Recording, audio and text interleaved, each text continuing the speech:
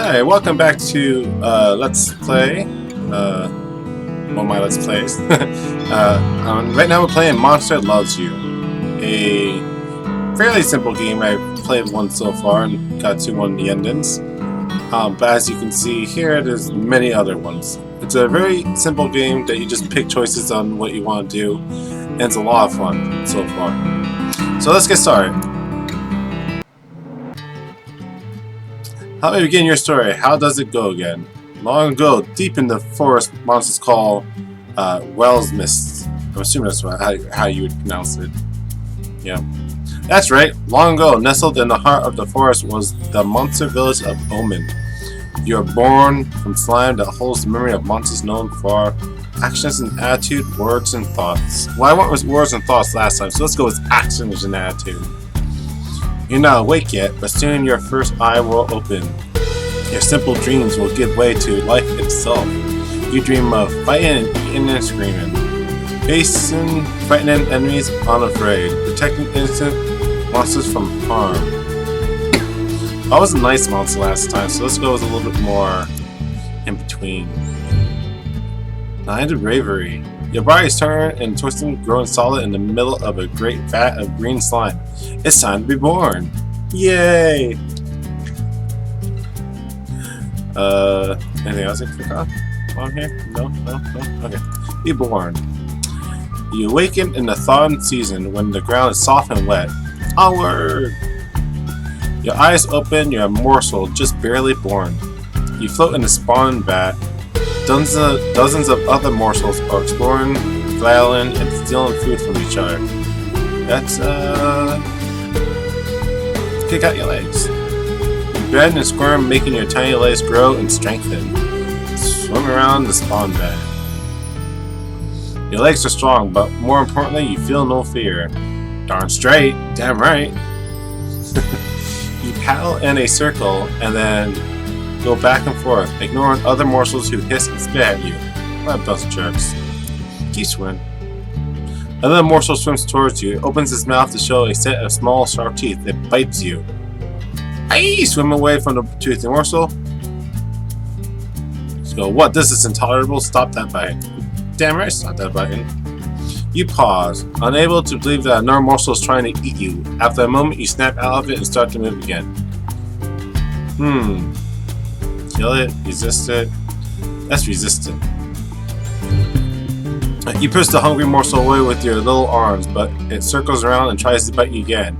Your legs grow stronger as you kick and shove. You will not be food. Refuse to be anyone's first meal, or last meal for that matter. Yeah, the last time I played, I think the same situation happened, but I had gotten everybody to surround it instead. If I remember correctly. It was a while since I played that one. Played the first time. You climb on top of the other morsel and force it to the bottom of the spawn vat. It starts to break up into pieces as it struggles. Now here is the moral question. Shall I let it go or hold it down? Well, let's hold it down. You hold the morsel down until it's just a collection of mindless solid clumps settling among the other clumps to begin the cycle of life anew. Such is the fate of those who try to intimidate you. Splash, flutter, splash, squick. Another morsel is too weak to swim properly, sinking towards the bottom of the spawn vat. Oh, this is the one that you can lose your legs. Ignore it and swim on. Too bad, but just... No, I'm still gonna help it.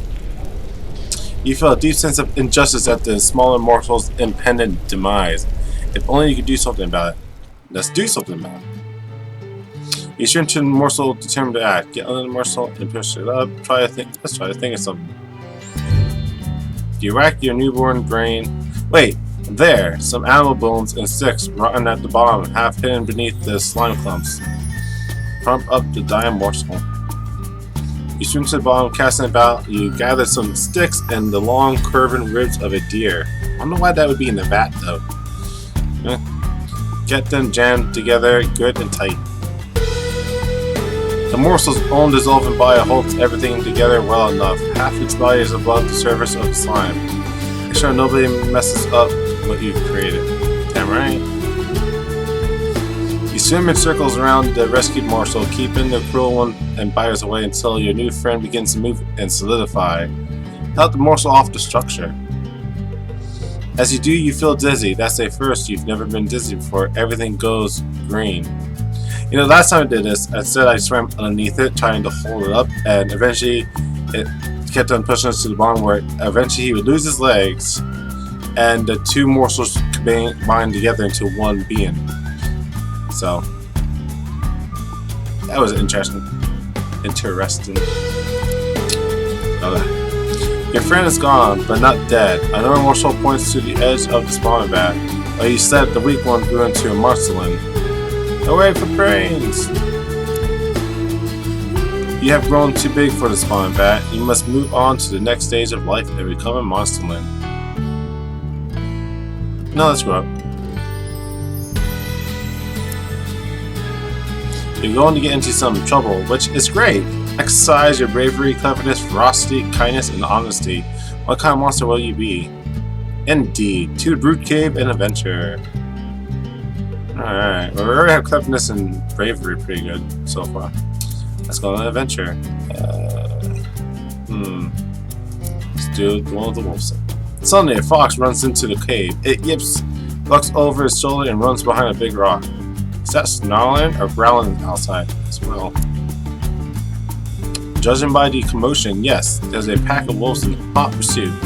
They seem reluctant to come into a cave full of monsters, even little ones like you. Get all the monsters to make noise, scare the wolves away, get the fox out from behind the rock. Run and attack. Ooh, let's run and attack the wolves. Gnash, Gnash, and Sickle join you when they realize what you're doing. They love a good scrap. Three of you hit the wolves like the forks of a slimy lightning bolt. Let the wolves escape alive. Let's kill at least one wolf. Alright. You, Sickle, and Gnash have a delicious meal. The fear makes wolf flesh taste even better. Jeez. When you return to the cave, the fox is long gone. Alright. Let's do this. You follow a thudding noise and find Sickle and Lapper hitting animal skulls with sticks. Gnash stands to one side judging the performance. Join the contest as a musician. Let's join the contest as a judge. Gnash welcomes your assistance. She leans close and whispers, "You kick Sickle and I'll kick Lapper." So why did they kick it? Why would we kick? I just like kicking. Well, that is as good enough explanations as any. She says that you and Gnash should judge the contest more fairly. Go along with. Like I said, I'm gonna be more of a dick with this one compared to my last guy, so let's go with that one. Oh well. Sickle and Lapper never get a chance to truly compete. You and Gnash has chased them back to the Brute Cave, kicking them dumped. Oh, what a bunch of jerks. 6 days left. Yeah, the way this game works, every single time you pick one of these options, it counts as a day. And then once the days go off, you go to your next stage in life. So, we're going to pick the snake. What's that noise from the spawn vat? Go and see. You rush over. A big snake is eating helpless morsels. They moan and cry, but it doesn't stop. That's pretty terrible. You think they'll be sitting around stopping it? But bring it on, snake. Not your problem, they were just morsels. Who doesn't eat morsels eats them too. But I don't want to really be mean, so let's be ferocious instead. You puff yourself up and approach the snake. It glances at you, then swallows another morsel whole. What? Jerk. Stand between the snake and the morsels. Hey snake, yo, what's for dinner? Fear not here. Wrestle the snake away from it. Let's eat it. Sounds tasty. You pounce on the snake. It's 5 times your length and twice your weight, but your claws cut the scales like they were paper.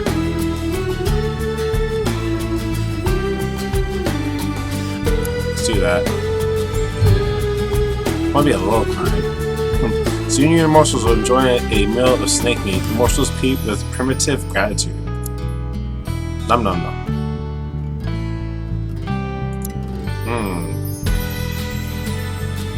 Let's go with the food.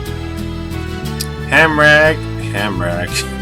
An older monster brings a big sack full of squirming rats into the cave. As he heads for the spawn vat, he trips and all the rats spill out onto the floor. Call up some rats, help some escape. Help Hamrak, let's help Hamrak catch them. A little bit of kindness, why not? You race this way and that, catching rats and toss them into Hamrak's bag. He pats you on the back. That is such old monster's praise. Alright, Hamrak says, nicely done. You could have just eaten them, but you saved them for everyone. You might be worth raising after all. Hamrak gives you an extra rat to eat. Look at that. Rats. Yeah, halfway towards the leaving, becoming an adolescent. Firm up your personality as much as you can.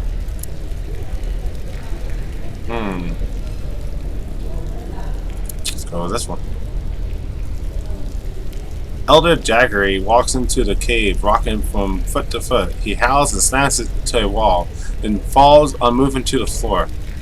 Monster scatter away from his still form. Stand back and observe for a moment. You all wait. Someone runs and gets Miranda's, who yells for more help. The spine doctor comes, and together they look over him. You would think they would just call him a regular doctor, because the spine doctor sounds very limited to what he can and cannot do. Offer your help. Stand back. Let's offer my help.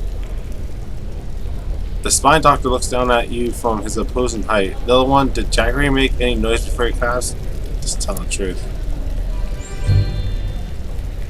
You imitate Jaggery's howl, and the doctor considers that shouldn't be a problem. She pulls some colorful gobbles of liquid from her belly pouch and gets to work on the fallen elder. That's the same one I picked last time. Now I wonder what would happen if I picked the other one. Oh well. We'll go with this one.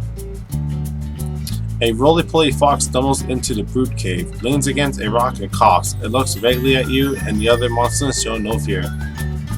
Talk to the fox. The fox says, hello, I am talking. Well, obviously, cough, cough, cough, cough, cough, hack, hack, cough. Then drills and spits. It's really sick. Help it escape life, slaughter, and eat it. Let's slaughter and eat it. You amble over to the fox, which seems to have no fear of you. You can feel the heat radiating from it. You tear its feverish body apart and eat it. Bones and all. Well, that's very violent. This one. You notice a pull of glowing slime at the back of the cave. It pulses like a heartbeat. Blood shoves you towards it, daring you to eat it. Don't be a human, baby. Don't be a human, baby. So blast up and eat it. Boss should have this. Let's see. Let's have it. Indeed, but how? Shove Boss into the slime. Tell Boss he can't eat it himself. Let's tell Boss he can eat it himself. How's that brave, though? You snort at Boss, refusing to take the bait. He frowns but looks thoughtful. It's scary, isn't it? The way he shudders. After a while, the slime evaporates. Or did it crawl away while you weren't looking? It could be part of a monster that's falling apart. On a walk around the cave, you notice a closed door set into the back of the wall. You don't remember seeing it before. Why would a closed door be in a cave? This is a good question. Because it's not a jar. Yuck. Huh? There are scratching and growling sounds coming from the other side. Your pulse begins to race. Gulp. Look through the crack under the door. Open the door and face what's inside. Tell Miranda what you found and that you're reluctant to open the door. Quietly, let's be brave. Gothclaws tumbles out covered in green goo. She got stuck inside a storeroom full of rotten algae scum. Wait, why hasn't anyone noticed this door before? Gothclaws raises one pincer and blushes. It was covered with algae. I found it when I ate this stuff. Well, I guess she likes it. Hey. Oh my, you wake up and find out you're no longer a little mossling, you're growing up. Yay! Elder Moranis calls the oldest mosslings together in a group. You're one of the oldest ones now, so you should join them. She looks grave. Ooh. Go with Elder Moranis. Moranis shuffles down the long tunnel. Turn this way and that among dozens of forking passages. Let's keep going. Mirage stops in a warm, humid chamber with a pit in the floor. She points to the pit, which seized with thick mist. Let's jump right in. You fall and fall some more. Oh, really? And fall, and you're fall, and I'm falling. And other monsters are falling? Question mark. Yes, some of them are crying, and you can't see through the mist. Or is it fog? Maybe clouds. Maybe. Moans and groans and whispering screams. Where is this? It must be somewhere. Well, it wouldn't be anywhere. You land on smooth, flat stone. Despite the swirling vapor, the floor is dry as a bone. You hear other monsters breathing nearby. Some of them are still above you, still falling. Get out the way. You join some of the monsters at the edge of the mist. There are more passages out of here than you can count. Some monsters begin to panic, while others look determined. You should take charge. Let's take charge. Other monsters watch you curious.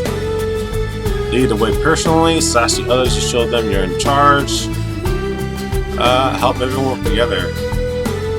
See the way personally. You strike out with courage and confidence. The other monsters follow you. Choosing turns and forks at random, you soon walk into a cave full of thicker mist. Such thick mist.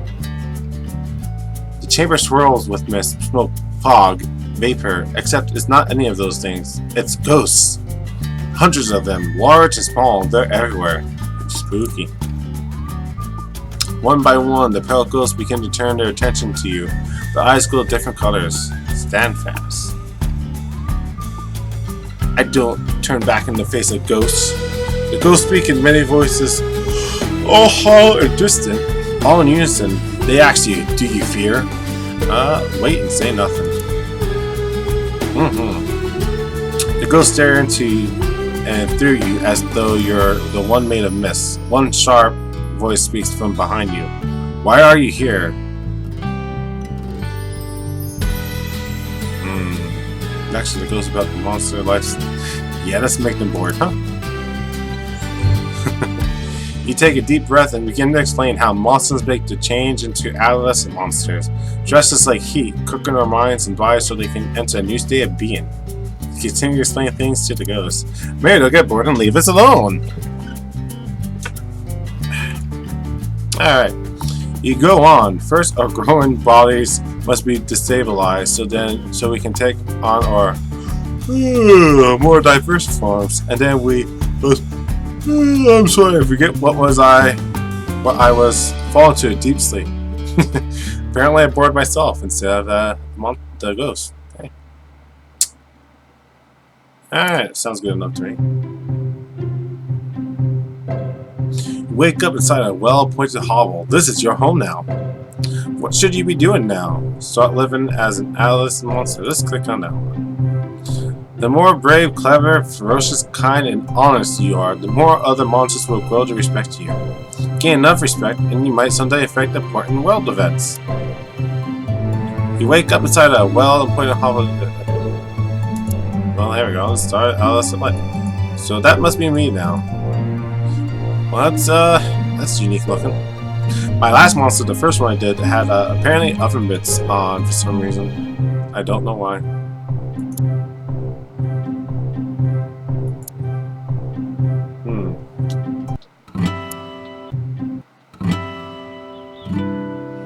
Well, anyway, that's the end of part 1. If you like this video, you can subscribe to my channel and help me get started. And I'll see you in the next video. Bye bye.